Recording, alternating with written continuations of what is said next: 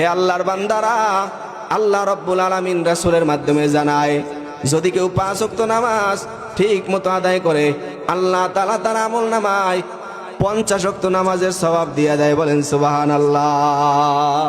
কয় ওয়াক্ত নামাজের সওয়াব? 50 ওয়াক্ত নামাজের সওয়াব। আর সবচাইতে যেই বড় নিয়ামত দান করে সেটা হলো রিজিকের অভাব দূর। 2 নম্বরে আল্লাহ তাআলা ওই বান্দার কবরের আযাবকে দূর করে দেয়। বলেন সুবহানাল্লাহ। এই দুনিয়া থেকে যখন চলে যায় প্রথম ঘাটির নাম কি? আওয়াজ দিয়া কন।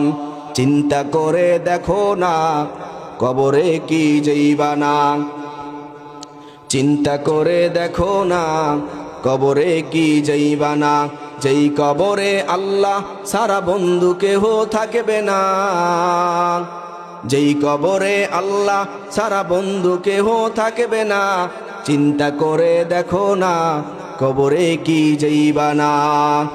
এ দুনিয়ায় সবই পর, কবর যে তোর আসল ঘর। এ দুনিয়ায় সবই পর, কবর যে তোর আসল ঘর।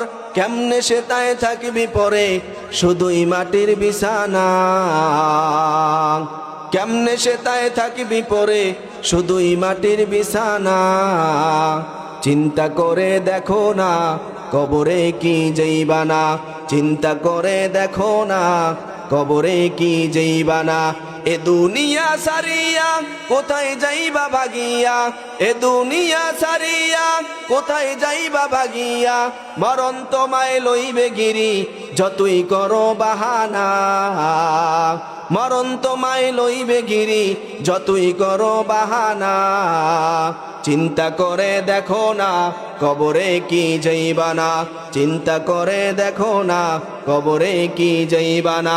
যেই কবরে আল্লাহ সারা বন্ধু কেহ থাকবে না, যেই কবরে আল্লাহ সারা বন্ধু কেহ থাকবে না। চিন্তা করে দেখো না কবরে কি যাইবা না। কবরে যাওয়া লাগবে কি লাগবে না? এই জন্য আল্লাহর বান্দারা, আল্লাহ রাব্বুল আলামিন যেই ব্যক্তি নামাজ ঠিক মতো আদায় করবে 2 নাম্বার পুরস্কার তাকে দান করবেন, আল্লাহ তার কবরের আযাবকে দূর করে দিবেন। বলেন সুবহানাল্লাহ। আল্লাহর রাসূল বলেন, আল কবরু রাউযাতুম মিন রিয়াজিল জান্নাহ ওয়া হুফরাতুম মিন হুফারিন নার। কবর কারো জন্য জান্নাতের একটা বাগান হয়ে যাবে, আবার কারো জন্য জাহান্নামের একটা গর্ত হয়ে যাবে। যেই বান্দা ঈমান আমল নিয়া কবরের দিকে রওনা দিবে ওই বান্দার জন্য আল্লাহ তাআলা কবরকে একটা জান্নাতের বাগান বানায় দিবেন।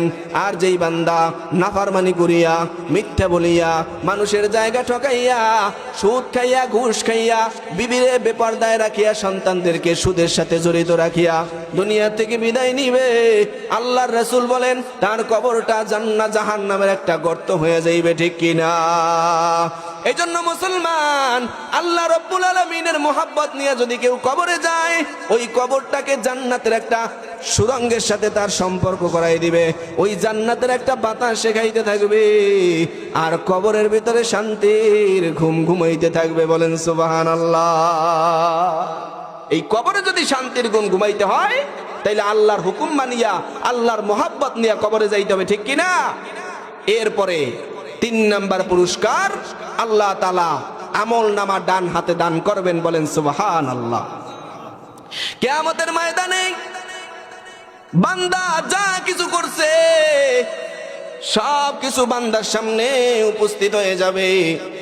বান্দা আশ্চর্য হয়ে যাবে, আল্লাহ রাতের অন্ধকারে তো আমি এই গুনাহ করলাম, কেউ দেখে নাই, এটা কেমনে প্রকাশ হইল?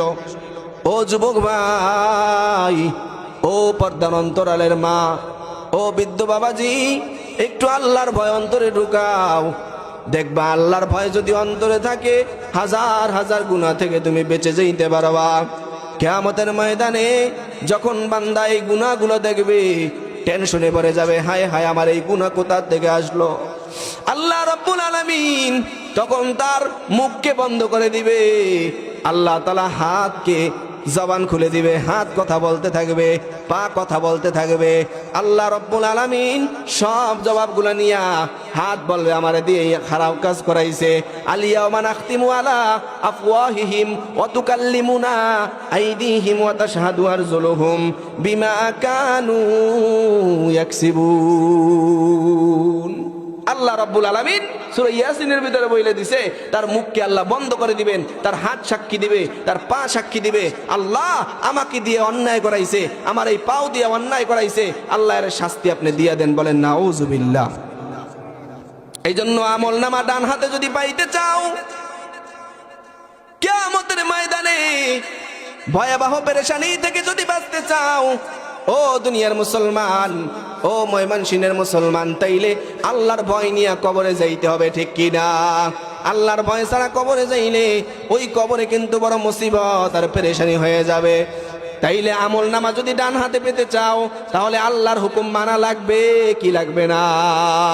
আল্লাহর হুকুমের মধ্যে নামাজটাকে ঠিক মতো পড়লে আল্লাহ তাআলা 4 নাম্বার পুরস্কার তোমার আমল নামা ডান হাতে দিয়ে দিবেন।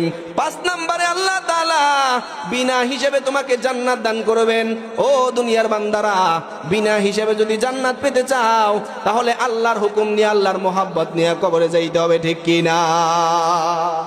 আল্লাহর মোহাব্বত ছাড়া কবরে কেউ যাইও না। ওই কবর কিন্তু মাটির ঘর। ওই কবরে কোনো বন্ধু চিনবে না, বান্ধব চিনবে না।